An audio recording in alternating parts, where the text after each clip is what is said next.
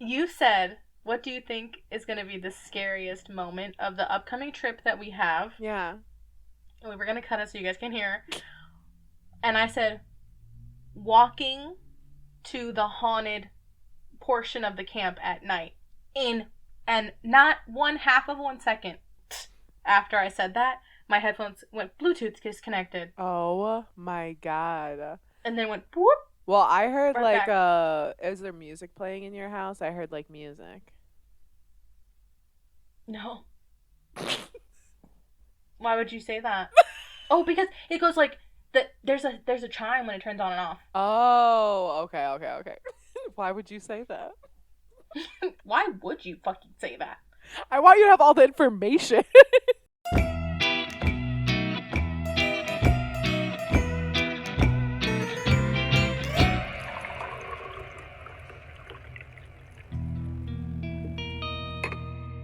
We're back. And better than ever. I'm Tamara. I'm Kelly. And this is Ghoul Beans. I did it instead of the thing. You know what? You gotta switch it up. They gotta stay on their toes. Gold Beans! My camping trip was great. I honestly, raccoons. They got into all of our food, and so we woke up and all the donuts were like rifled through, and that's all they like really were caring about, that and the chips. I was like, wait, did I sleepwalk? and No way. Shut up. I'm sure these microphones or these like headphones have worked the whole time. Literally, they have not disconnected once. Do you remember how you were like, I can hear a woo? Yeah. That like never went away. Like I can't. It's not like the same thing, but there's like a constant like kind of like. Which is so weird because like I hear nothing. Oh. You know what I mean? Good. Great. If you like it, I love it. But you can hear it? When I can see it. Yeah. Maybe the microphone can pick up all the traffic that's in your apartment. It's not just apartment. It's like literally the ramp outside of my home. I meant the ghosts, but honestly that too. Oh. Realistically, it's probably that. Did you have any spooky experiences? No, I'm kind of glad I didn't. Other than the raccoons. Tony had his guitar out and he just like left it out, which is also just wild that I think about it. But there was like literally like a raccoon paw print just on his guitar. Oh. I know. Honestly, like look at their little prints. I was like, oh, they're so precious. They have thumbs. I know. They can like open shit up. They did. Only the donuts though. Only the donuts. So anyway, that was my experience. Nothing spooky. Just that, and that's good. That put a fresh taste in my mouth for when we have to go camping. It'll be the same. It'll be light, breezy. Is it breezy beautiful? Spirit box. Moving lake water, spirit children. Mm-hmm. Ugh. Oh, that grosses me out. Yeah. I was listening to our most recent episode. So fucking funny. So funny.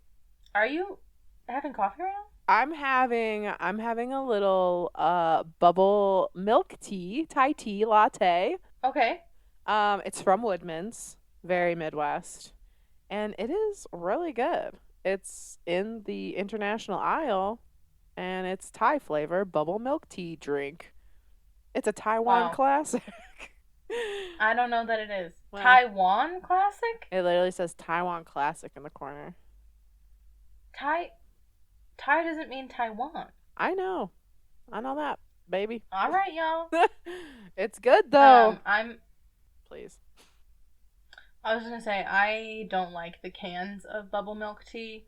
I only need to like go get bubble milk tea. I love Thai tea lattes. Thanks to you. You showed me them. They're so good. I'm also not having coffee because it is so late. I'm having I'm technically having caffeine. It was like a Bigfoot sighting. I felt the same. I can see the reflection in the window. Kelly's husband Matt just like walked past in the corner, and it gave Bigfoot sighting. He's doing it again. Oh my my god, that's amazing. I'm having caffeine. Yes. Kind of. I'm having a black tea, like peach tea. Oh, nice. Iced or hot? Iced. I've been also having so much pumpkin cream. Oh my god, I have to tell you. Culver's frozen custard, pumpkin spice flavored, is literally the equivalent of the Starbucks pumpkin cream. I literally was just eating frozen pumpkin cream. It was so good. You have to try it. No, you have to try it. You're giving me that face? You have to try it. Okay, I will try it. It's just like pumpkin spice flavored stuff is not the vibe. No, it's not. But something about it, I think being like frozen custard, it makes it like creamier. It literally tasted exactly like it. Like I want to whip it up and pour it in my coffee.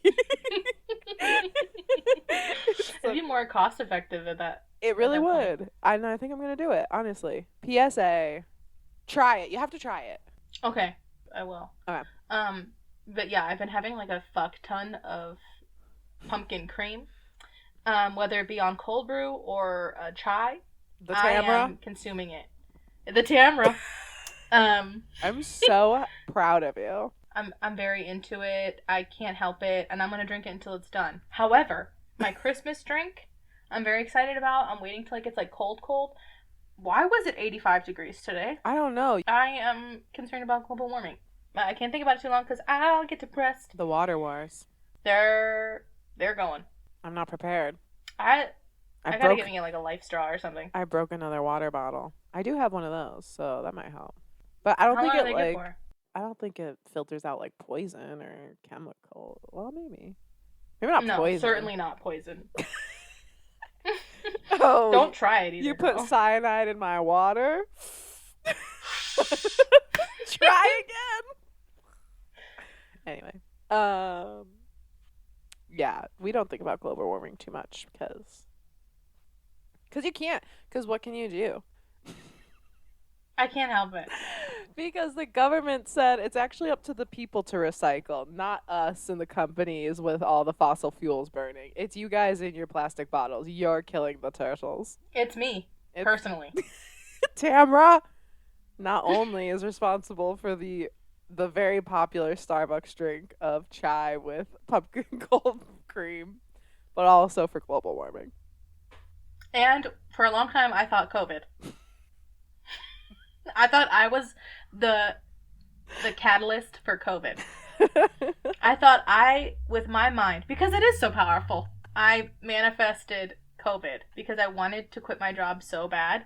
I wanted to quit my job so bad every single day. I was like, is today the day that I just don't fucking go in and I just quit on the spot? And then I never got invited back after COVID. I'm excited to hear what spooky story you have. Yes. So today on our local lore episode, I did a haunted house with a really dark history in Illinois. Southern Illinois. Okay, I did a haunted house with a very dark history in Iowa. Perfect! I'm going to go first because you historically have the scariest stories. I don't know if it is the scarier one, but we'll see. Okay. I think I say that every week. Yeah, you're like, you should probably go first. I'm like, I'll go first. And then you have the scariest story ever. And I'm like, yeah, good fucking thing I went first. So, the story that I have for you today is the haunted Crenshaw house in Illinois. It's in southern Illinois. Already it's spooky. Yeah, honestly. Yeah. It's in Gatlin County. So, commissioned by local merchant and landowner John Crenshaw in 1834, the Crenshaw house was the residence for Crenshaw and his family of 6. He was one of the few citizens in Gatlin County who was allowed to keep slaves. And this should probably be a trigger warning. This is about horrific, disgusting things and about basically like trying to turn back the clock into keeping slaves. So.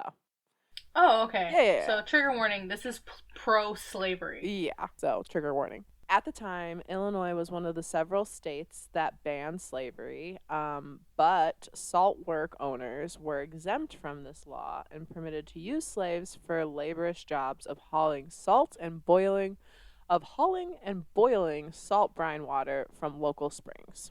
Crenshaw at the time was one of the wealthiest individuals in the state, and with his wealth, he built the famous Crenshaw House on top of Hickory Hill near the town of Equality.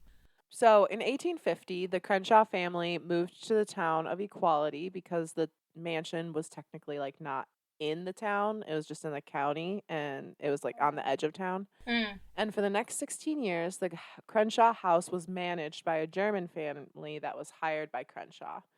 After Crenshaw's passing in 1871, ownership of the mansion was passed to his wife and children. In 1913, the Sisk family purchased the Crenshaw house and began conducting tours on the property. After over 80 years of operation, the historic property turned museum closed down in 1913, and it remained closed. In December 2000, the house was sold to the state of Illinois for $500,000. Little upkeep has been done to the property, and it's still closed to public. And they're supposedly planning to do like $7 million worth of restoration on this place. Restoring. Right. I don't understand why. It's literally. So let me get to the horribleness of this place. But this is just like such an example of preserving things because we're claiming like the history of it. Right. When like the history of it is horrifying. It's actually horrifying.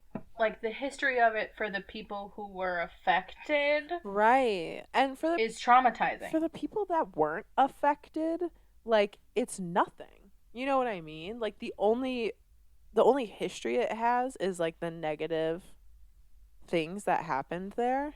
And like we don't want to forget that these things happened, and we definitely want to make like awareness that these things happen, but like giving $7 million for a property that was housed for something like this, like I don't know. It just doesn't seem like they're like we want to celebrate the lives that suffered here. They're like, because we can put a plaque up. We don't have to keep like the fucking building. We can take pictures of everything. Yeah. We can do whatever, but why are we keeping the monument up? Yeah. Anyway. So all of these things I'm about to say are alleged, but they definitely fucking happened. But it's alleged. I don't know. Mm-hmm. I mean, we're not big enough for someone to come like running after us, but some family has outright been like, yeah, definitely happened, and then some of the family like, absolutely not, that would have never happened. Yeah.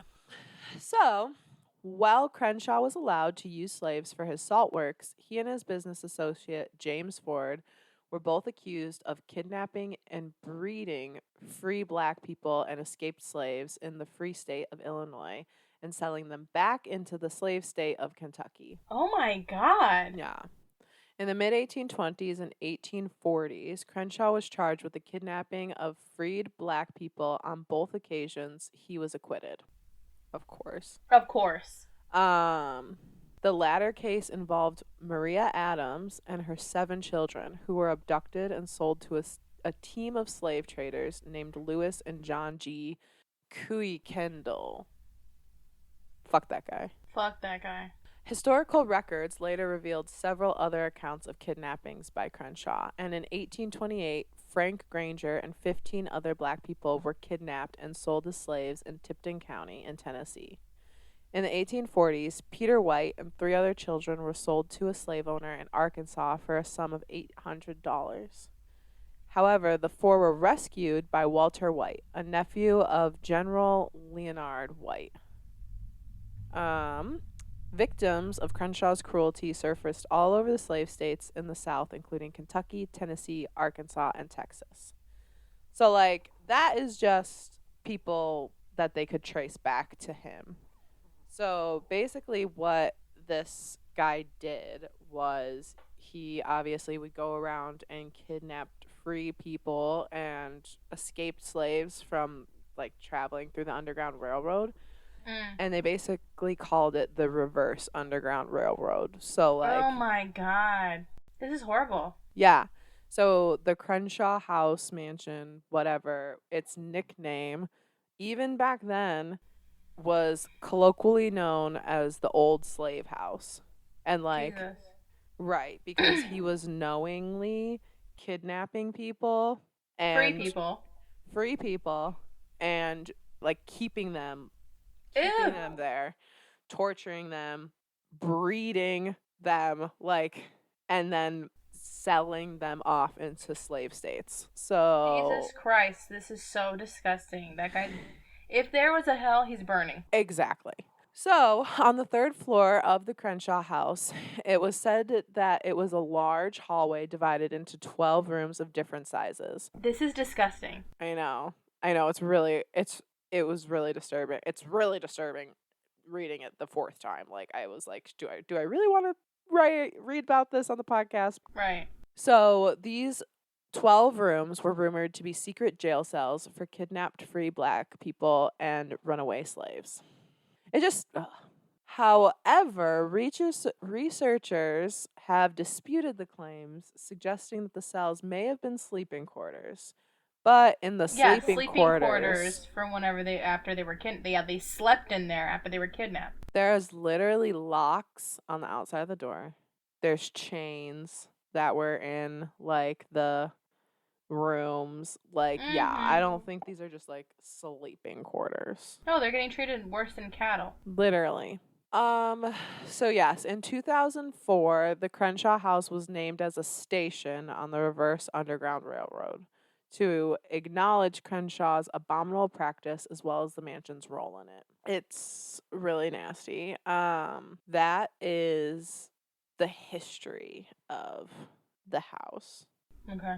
So, then we can get into some of the ghosts. The energy that's there must be horrendous. It has to be horrible. There was like a passage that was in this article that I read from the book, and like I don't want to put it on the podcast. It's like so horrible and so gross and disgusting. And it's just like the fact that that's something that like they know about, you know what I mean? Like it's horrible. Okay. Ever since the Crenshaw House opened as a tourist destination in the late 1920s, visitors began reporting strange noises coming from the third floor, such as whispers, singing, and moving chains. Ooh. Yeah. Those that spent time in the attic have also experienced the sensation of being touched by invisible hands or the feeling of being watched by shadowy figures. Self-described exorcist Hickman Whittington from Benton, Illinois, visited the house where he allegedly witnessed ghosts of the dead slaves. Although in perfect health before his visit, Whittington later became ill and died the same night. What the fuck? Yeah, that's alleged, but that is a story that kept popping up as I researched. So, another tale took place a few decades later where two Vietnam veterans challenged to stay overnight in the attic ran out of the house screaming. They reported being surrounded by ghostly shapes and non-human figures. Okay, so hang on. I don't like how that led with their veterans.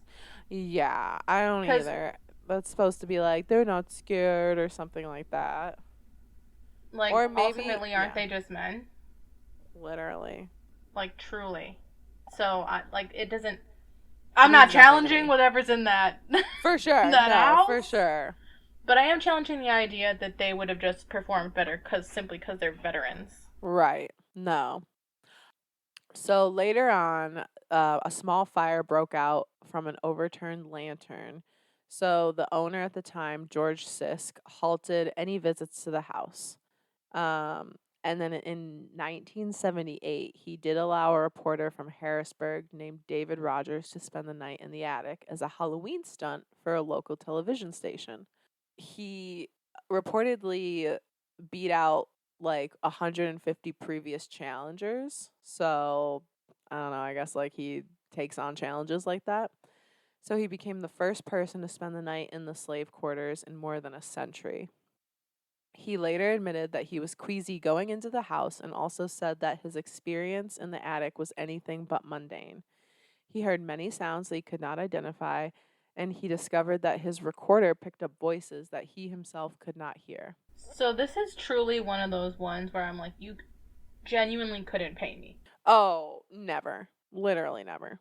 Literally never. Like I would not even feel comfortable visiting. No, I wouldn't even want to like be driving past, it'd be that feeling where like I cannot look. Yeah, literally. Like, I still get the shivers whenever we have to pass over Cuba Road. I'm like, oh god. I know, literally. So all of these reportings actually attracted the famous Ed and Lorraine Warren, ghost investigators extraordinaire. And they told the tabloids in 1978 that their visit to the house caused them to describe it as the most demonical place they had ever visited. Due to like all the reports of hauntings and stuff, there is a lot of problems with trespassing, For especially sure. around Halloween. So don't go trespass, people. That's not cool. So this last story is from a man who actually wrote the article that described the book that I was talking about. It's a good article. I'm trying to think. I'm trying to find his name, but I'm not seeing it. So I'm just going to call him a reporter? Journalist? Journalist. Mm-hmm. Okay. So he actually had his own experience. This is from his own perspective. I'm just going to read it like full out. So he said, I had been to the Shawnee Forest one fall afternoon and stopped by the Crenshaw house on the way back. I got to talking to the owner about old photos, such as the one on display of Crenshaw and his wife. I was in my early 20s at the time, and I was making spare change taking photos like that and doing pencil drawings of them, greatly blown up in size. He asked if I'd take a whirl at the photo of the old couple, and I said sure, and he gave me a few copies to take with me. That night, I spread the copies on my drawing table and started sketching. Part of the process involved looking closely at the person through a magnifying glass, seeing how Oh the god. eyes looked. Yeah. Seeing Oh how the Jesus. I can't. seeing how the eyes looked and where the folds lie, the wrinkles, the lips, imagining the voice which came from them. Eventually I grew tired, flipped off the light, and went to bed. My bed was across the room from the table, and as I lay there trying to fall asleep, I noticed a dark shadow in the corner by the table. That corner is to my left, right behind me now as I write. Though I've had many paranormal encounters in this house, aside from that night, I've never had anything happen in this room. The shadow didn't seem right. It didn't go the full height of the wall, but stopped short of the ceiling by several feet. It was about the height of a man, somewhat short and somewhat stocky. It didn't move. It was just an area of darkness, darker than any other shadow in the room. I turned the light back on, and there was nothing there. I switched it off and rolled over, my back to that corner to try to get some sleep. But I had the certain feeling I was being watched, and by someone who Mm-mm. wasn't very happy. I rolled over quickly, and the shadow was still there. I tried opening the curtains to let some light in, but the shadow remained. I turned on a yeah. I turned on a small lamp, which helped, but it was still darker in that corner, and I still felt someone was there, someone menacing.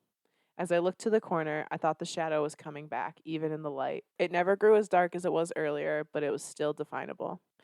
I don't know if I ever fell asleep, at least before daybreak, and as I lay there, I wondered who it could be. I tried talking to it, but there was no answer. What? I know. What the fuck? Like, what are you I'm doing? sleeping with the light on. I'm leaving the room. Leave your room. What is wrong with people? Not I tried talking to it. That reminded me of I Speak for the Trees girl, where she was like besties with the shadow in the corner. Like, this person isn't like quite to that level, but it's the Right. same vein for me of like, sir, You're giving too much credit to like a being. you opened the blinds to let like moonlight in and the shadow didn't move. Right. You turned on the light and you could still see it like getting darker in that corner. Like, bitch, leave your room. My first thought was it was a former slave not wanting me to do the drawing, but that felt like a story I was making up for myself. What it felt Mm. what it felt most like was that I had conjured up Crenshaw that evening, staring into his eyes, thinking that the horror he inflicted. To this day, I'm convinced it was him in some form, and whatever form he took, I didn't want to be a part of it. So the next I have morning, chills. I know. So the next morning, I packed up the copies of his photos and mailed them back to the Crenshaw house. Oh yeah. Oh, 100%. Like, that's right. He was staring. Yeah, yeah, yeah. That was Oh, him. yeah, of course. Like, he was staring into his eyes. He was picturing what his voice sounded like. He was imagining all the You shit that he conjured him. did. Yeah.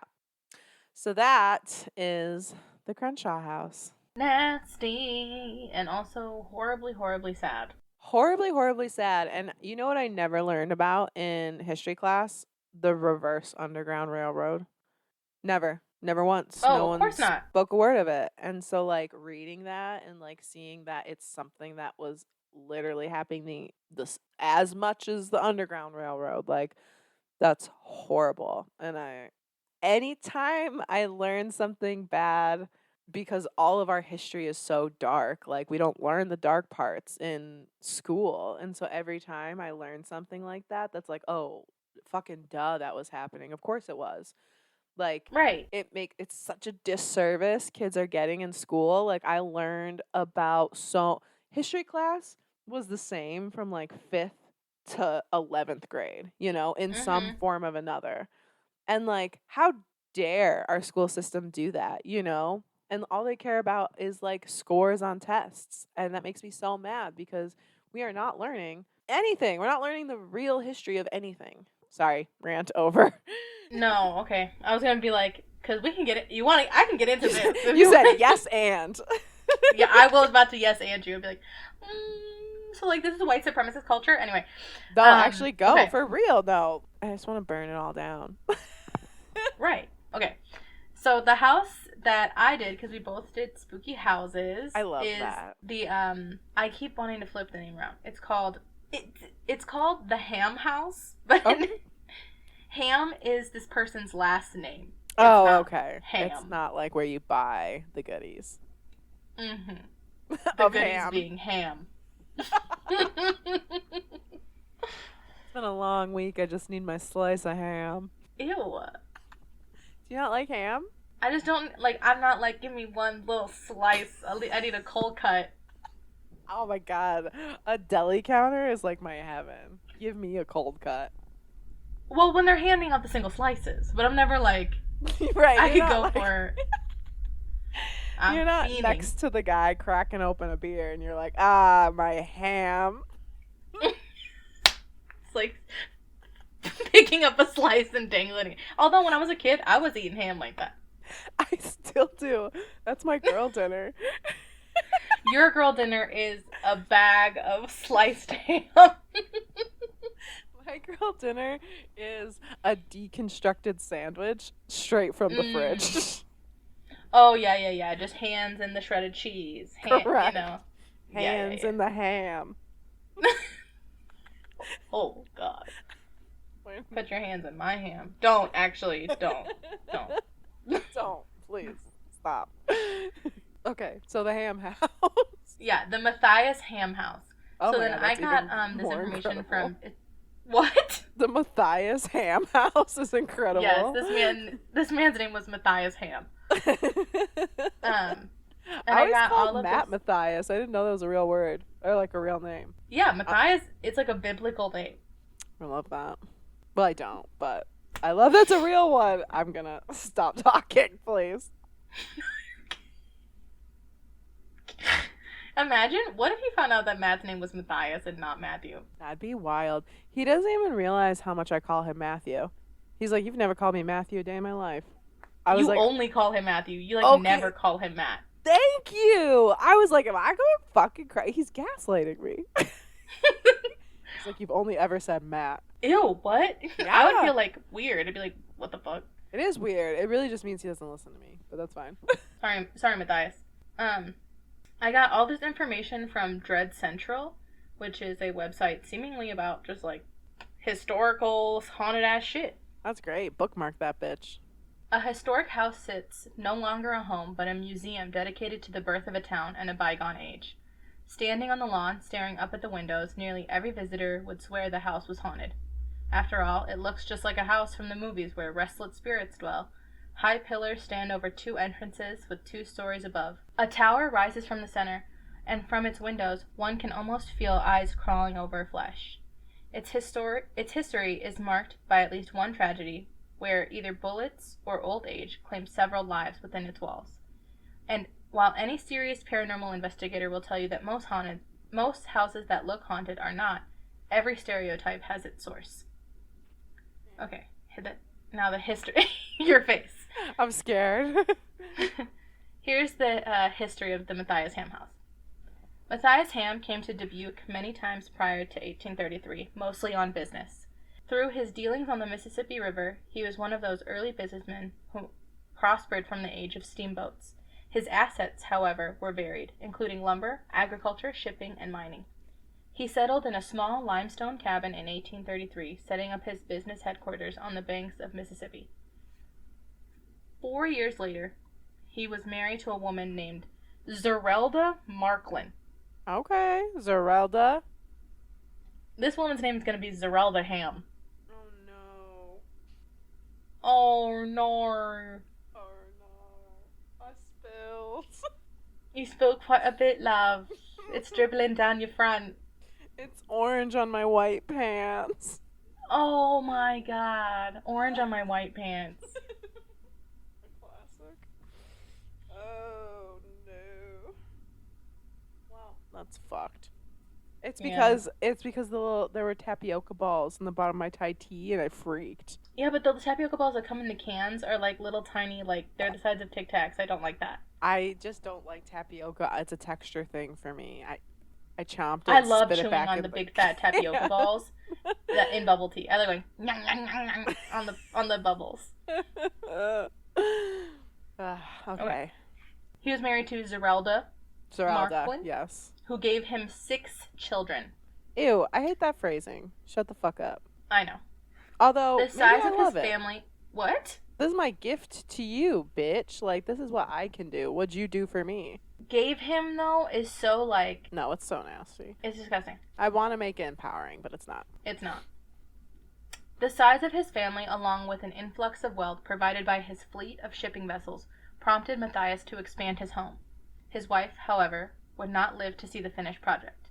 By 1856, Zerelda had died, leaving her family in the vast 23-room Italian mansion. Oh, no. Matthias, not one to stew on his losses and grief, was soon remarried to a woman named Margaret McLean, who bore him 2 additional children. Ugh. This guy sucks. He does. Matthias had a large observation tower built on the 3rd floor, from which he could observe the movements of his fleet. He and his second wife were reputed to retire to the tower after parties and watch the ships by moonlight, which sounds beautiful. Honestly. But he is a psycho. It was the tower that allowed Matthias to discover the movements of pirates on the Mississippi. Oh my gosh. His observations. I know. Have you ever been to the Mississippi River?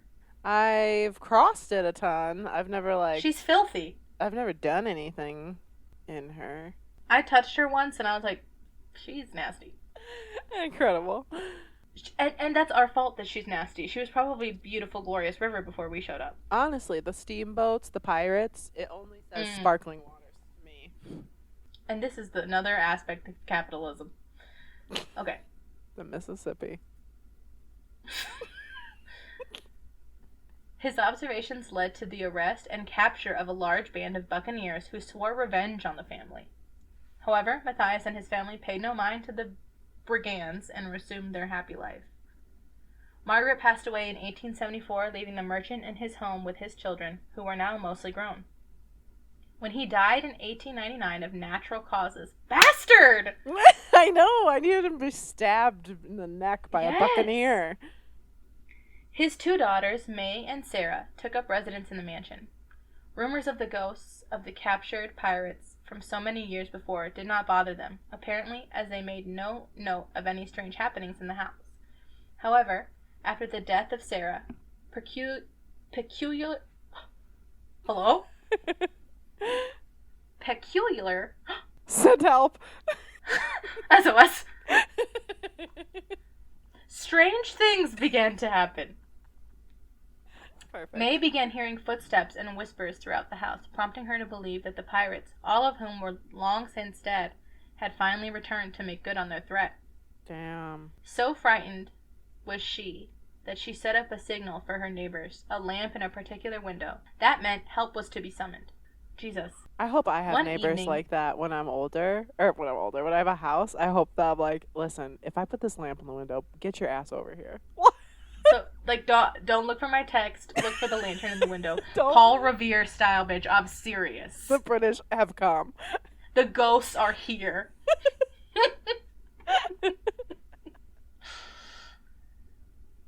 One evening, as she lay in bed, she heard footsteps again, distinctly inside the house. She lit her lamp, took up her gun, and locked her bedroom door and waited. She could hear distinct footsteps creeping about on the first floor. As she listened, she heard the prowler touch from down. I have chills. As she listened, she heard the prowler touch down on the stairs, climbing towards her room. No. When it seemed that the source of the noise was just outside her door, she fired 2 shots through the door. The neighbors discovered the front door open and a trail of blood leading down the stairs and outside. The next day, the intruder was found, quite dead from the 2 well-placed bullet wounds, on the riverbank. The fact that he was a pirate was not lost on anyone. That's horrifying. The city of Dubuque bought the house from Sarah Ham in 1912, who died in 1921. It was used for a while as the home and office of the superintendent of the park district. Then, in 1964, the house was turned into a museum, which is when the truly strange events began to happen. This bitch is 23 rooms and she was there alone. I don't know if she had kids or nothing. That's wild. Okay, continue. Sorry. Now we're into the ghosts. Wow. If my number 1 hype woman. Wow.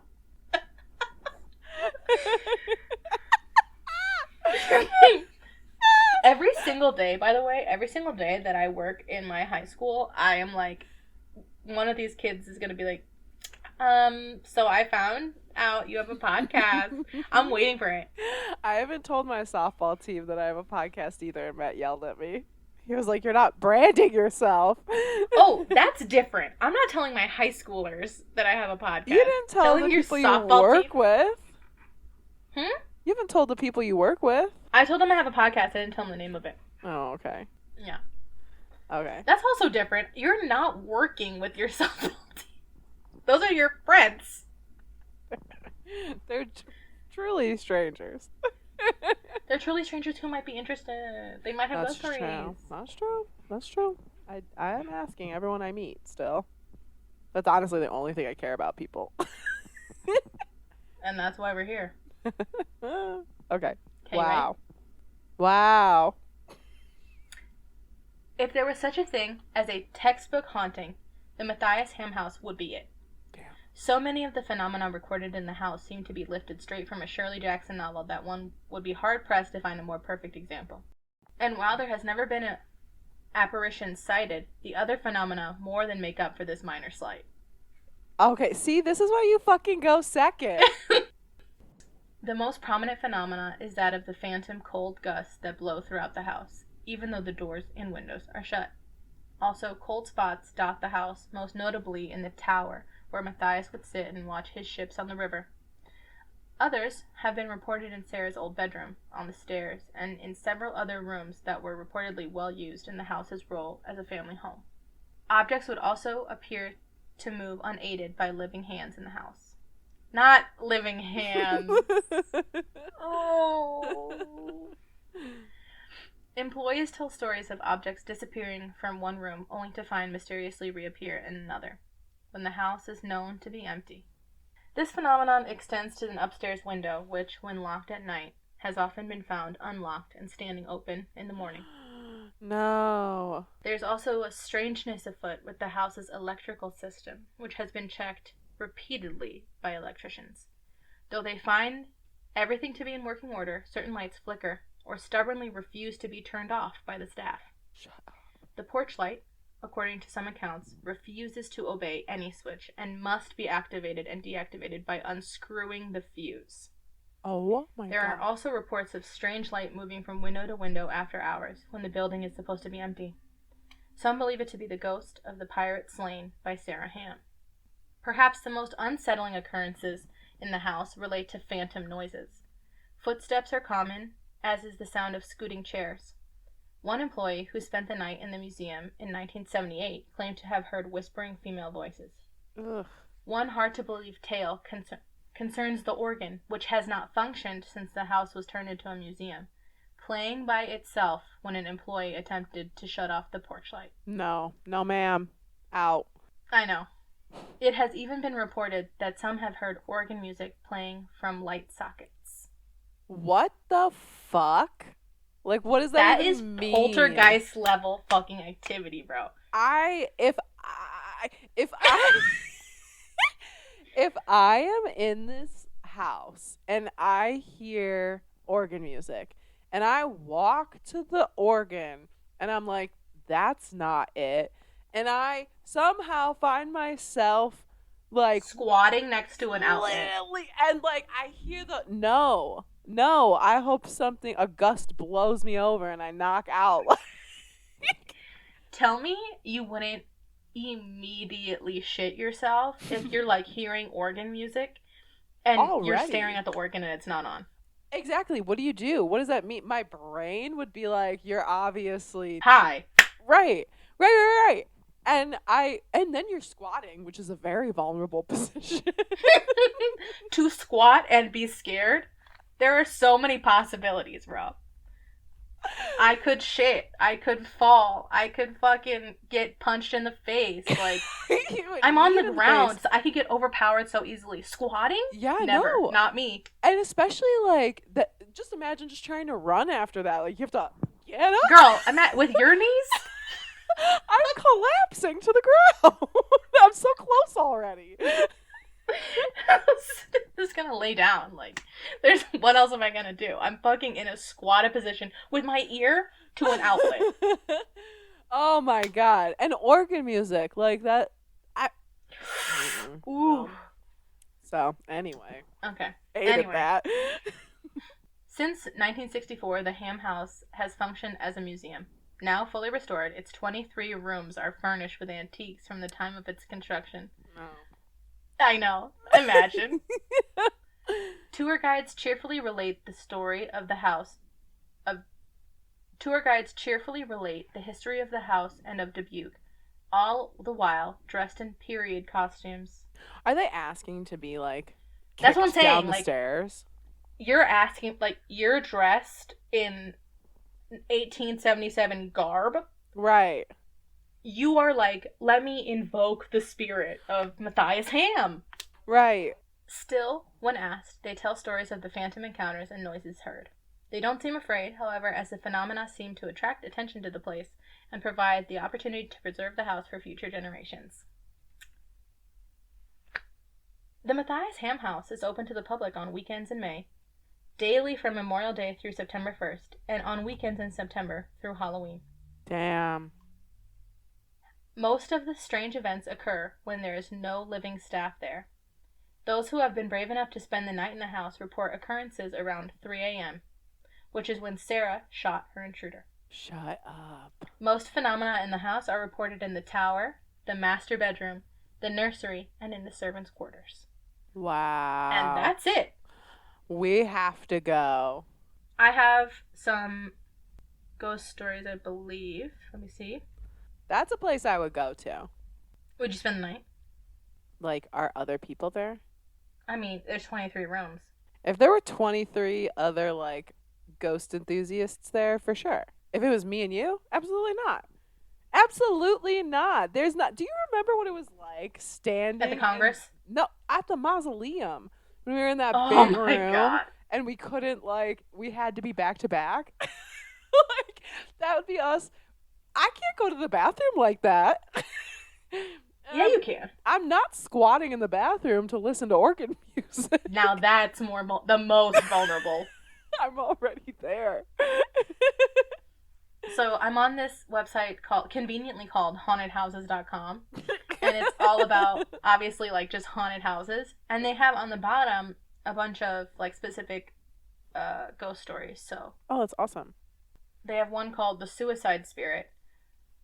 While standing near the stairway to the tower, unexplained, odd noises can be heard coming from other parts of the mansion. His lifeless body has been seen hanging from the tower on moonlit nights. What? So someone committed suicide there? Was that the natural cause that the guy that Musgraves died as? Oh my god! Why was there no context for the suicide spirit? Right. They're like, and also there's that hanging body there, shimmering in the moonlight. Whoa. Hang on. What the fuck? Okay. Okay. I think they're talking about that pirate. But no, it said suicide spirit. Yeah. Anyway. One summer night at closing time, the assistant curator was unscrewing the light fuse in order to turn off the lights in the front rooms. Remember, because you have to unscrew it. Yeah. As she started unscrewing the fuse, she was startled by hearing the loud sound of a pump organ. When she quickly screwed the fuse back in, the loud sound stopped.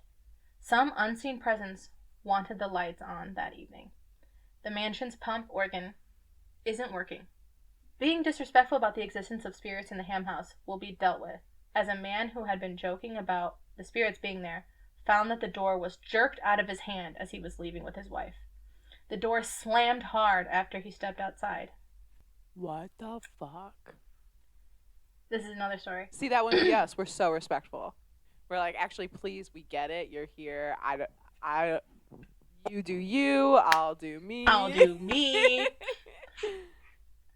This one says, the head curator, Miss Griesinger, got a call from the police that a light had been left in an older section of the mansion. After arriving at the mansion, she went down the pitch-black hallway to the fuse box with the idea of screwing in the light fuse so she could see her way to the area where the light was on. In the pitch-black hallway, she became aware of, then felt a strong, unseen presence that followed her around, like an unseen escort, and she went about the task at hand. Feeling unnerved, ill at ease, she did what she had to do as quickly as possible. People speculate that this was Matthias Ham himself. Why would you have to... You don't have a flashlight? She's like, I'll just suck it up. This is my job as I dress up in period clothing. Love doing that. Ugh. Okay, this one says, one night in 1978, a tour guide by the name of John spent the night at the mansion. He immediately felt a strong presence in the house as well. John wasn't the kind to be easily scared, so he stayed where he was supposed to be. About 3 a.m., the unseen entities made their presence known to the young guest. He awoke to hear a woman's voice in the yard outside his window. When he went outside to investigate, there was no living person there. Ew. Inside the mansion, he heard the distinct footsteps on the second floor of the original part of the mansion. Again, no one visible. He also heard soft, shuffling noises in the basement, as if someone was leaving or entering through a tunnel.